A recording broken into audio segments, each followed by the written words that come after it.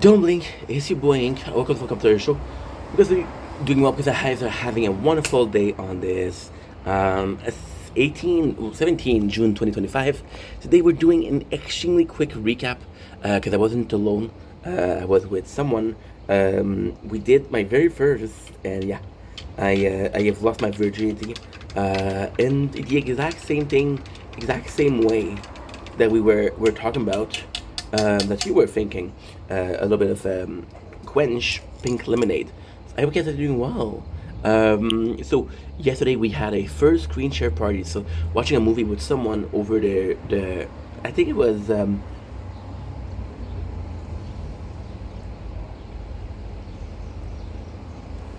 something Duo, an application, because she has an iPhone, and we watched a movie, and of course, I let her choose a movie, and then she chose a freaking rom com, and I was like, okay, well, if you choose a movie, I get to choose another one, and my movie for some reason was 23. Now, 23 isn't a movie that I talked about a lot. It isn't a movie that really marked me as a child, but I want to talk about it. And of course, I didn't review it. I didn't. I'm gonna be a spoiler-free review. So just a quick recap, just a quick mentality behind 23. So 23 is what? 23 is a movie with Jim Carrey, a Canadian hero, by the way. Love me some Jim Carrey.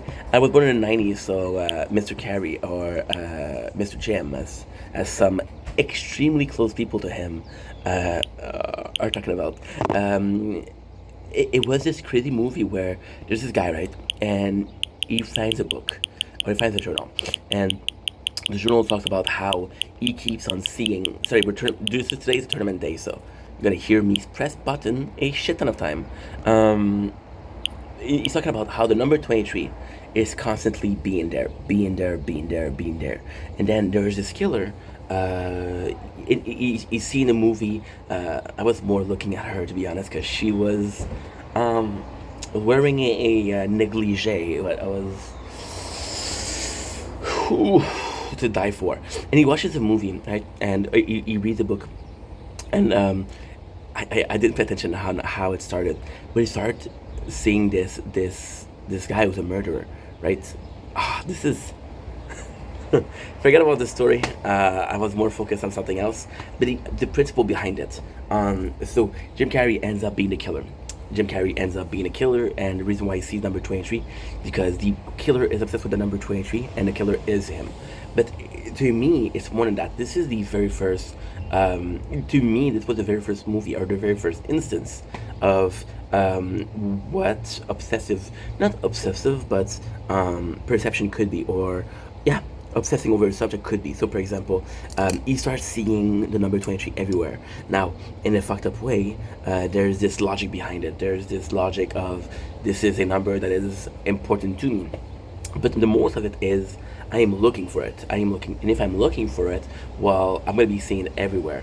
And as a kid, it blew my mind because uh, it was weird because I was more so a well I'm still I was more so back then a gamer, and being a gamer meant a lot of things, but being a gamer mostly meant I'm gonna focus on gaming. Now I had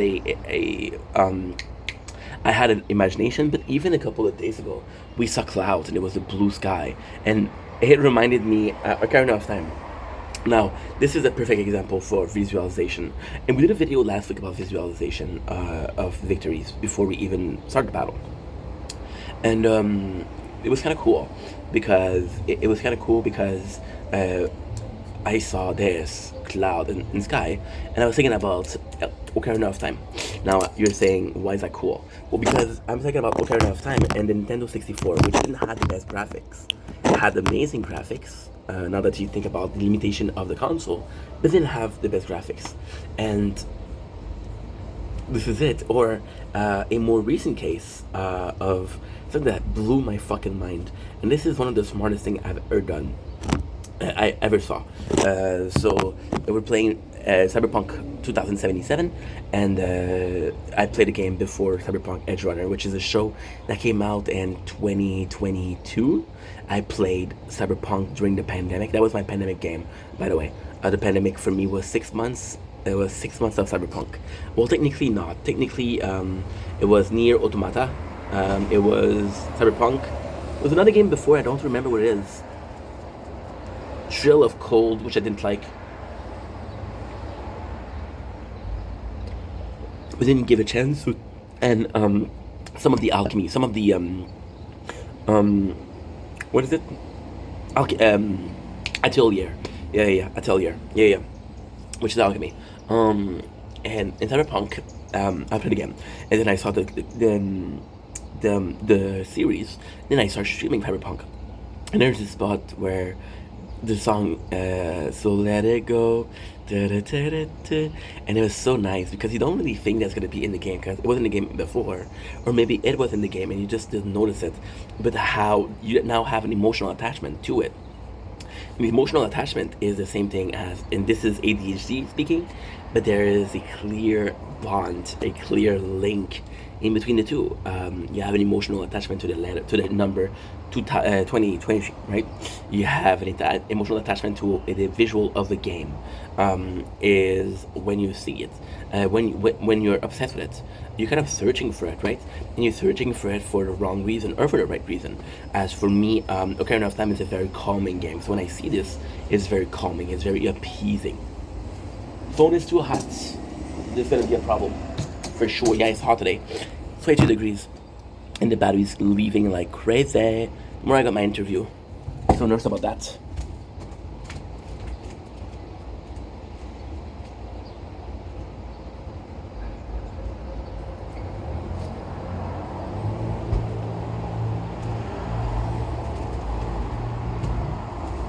So all of this to say, if you're looking for something, you'll find it. Now, I know what you're saying. Inch, it's a cool video, which I'm grateful that you say that. Thank you so much.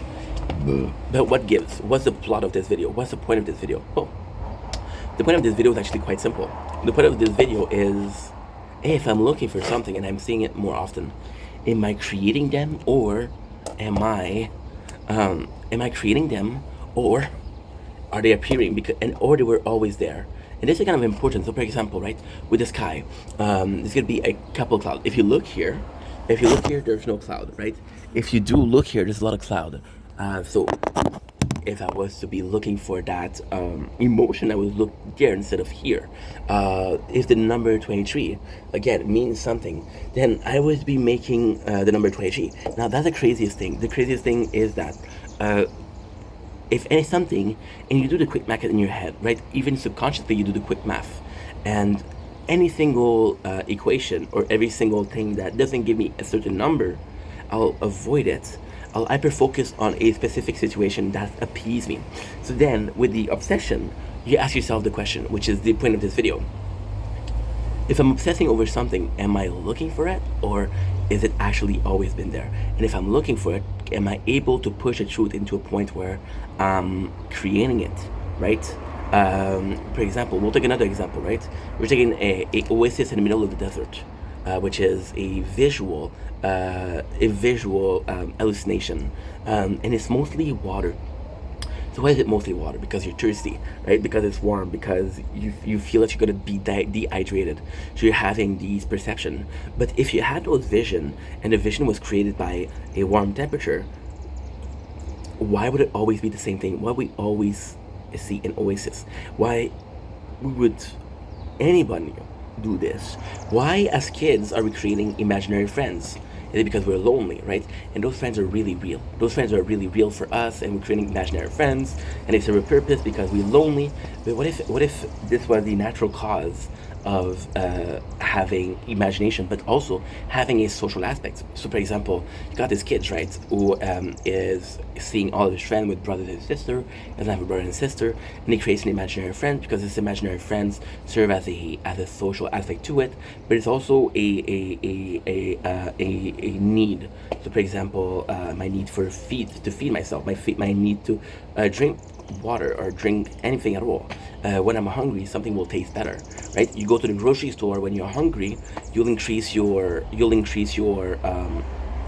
spending by a lot. when you go to Costco, right? When you go to Costco and they give you all of those samples, like, ma'am, I don't know your fucking name, but you're so kind. Thank you so much for said sample. The reason why you're doing that is because you are eating, and because you're eating small snacks, your hunger starts because your brain is getting signal of, hey, is it time to eat? It's time to eat. Let's eat, and you're feeding him these morsel.